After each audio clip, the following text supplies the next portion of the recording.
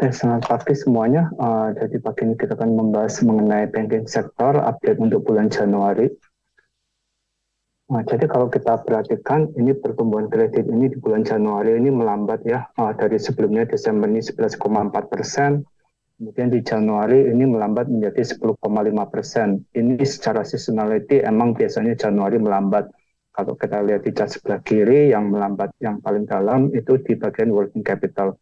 Ini hal yang wajar menurut kita karena emang biasanya di bulan Desember itu aktivitas bisnis meningkat sehingga mereka memiliki banyak cash. Kemudian di bulan Januari itu mereka biasanya melakukan pelunasan kredit sehingga ini kredit ini menurun. Nah, kemudian kalau kita bandingkan dengan PMI kita, ini pertumbuhan PMI kita di bulan Januari ini meningkat menjadi 51,3. Nah, ini selama 18 bulan berturut-turut ini sudah berada di atas 50.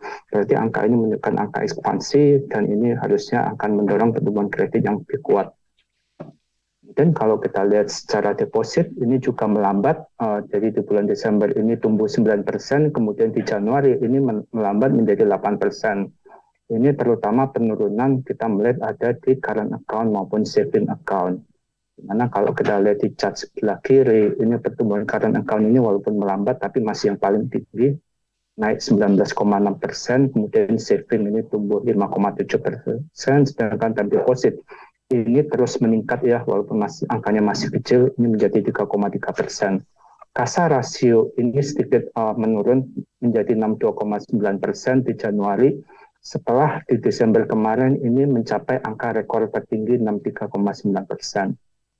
Kemudian kalau kita lihat di chart sebelah kanan, loan to deposit ratio kita juga agak sedikit meningkat menjadi 79,3%. Hal ini menunjukkan bahwa likuiditas di perbankan kita masih sangat ample saat ini. Nah, kemudian kalau kita melihat dari sisi suku bunga, kita melihat bahwa time deposit rate seperti yang kita lihat di chart sebelah kiri atas, ini menunjukkan angka peningkatan yang terus konsisten ya. Sejak BI menaikkan suku bunga BI rate mereka di bulan Agustus tahun lalu. Kemudian dari sisi lending rate, baik itu rupiah maupun US dollar, ini juga menunjukkan peningkatan. Jadi kita melihat bahwa bank-bank yang memiliki rasio kasa yang cukup rendah, ini harusnya akan bisa menjaga cost of fund mereka lebih baik dibandingkan bank-bank dengan kasa rasio yang tinggi. Kemudian secara kualitas aset juga NPL ini bulan Januari ini meningkat menjadi 2,59% dari Desember 2,44. Ini juga kita melihat secara seasonality ya. Ini emang biasanya di Januari ini NPL itu kecenderungannya memang selalu meningkat selama beberapa tahun terakhir ini. Namun kalau kita melihat di chart sebelah kanan, COVID-19 restructured loan ini terus menurun. Posisi terakhir di 435 triliun rupiah, ini udah jauh menurun dibanding angka puncaknya di Desember 2020 sebesar 971 triliun. Nah, kemudian kalau kita review result dari 4 bank yang kita cover, result sampai Januari ini mereka semua membukukan kenaikan laba bersih yang cukup menarik ya. Di mana BCA ini membukukan laba 4,7 triliun, ini naik 32%, kemudian BRI 4,3 triliun, ini naik 2,0%. Nah, kalau BRI ini kenapa ini cukup lambat kenaikannya, ini karena ada peningkatan cost of fund yang cukup signifikan ya di BRI. Kemudian Mandiri ini juga tumbuhnya cukup bagus ya, 24,9%. Kemudian BNI juga tumbuh 32%.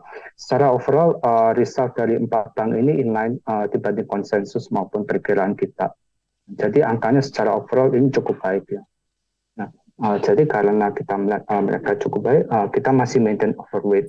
Kita percaya bahwa asset yield repricing ini akan terus berlanjut ya. Ini harusnya menguntungkan perbankan yang fokusnya di corporate dan memiliki likuiditas yang cukup besar seperti BCA dan Mandiri. Mengenai impact dari USKT, ini kita perkirakan akan ada dampak ke interest income maupun beban pencadangan. Beberapa bank yang kita kontak seperti BRI, Mandiri, dan BNI itu mereka menyatakan bahwa mereka memang akan menambah pencadangan. Namun secara keseluruhan untuk tahun ini cost of credit masih akan sesuai dengan guidance mereka. Jadi sekian dari saya, makasih.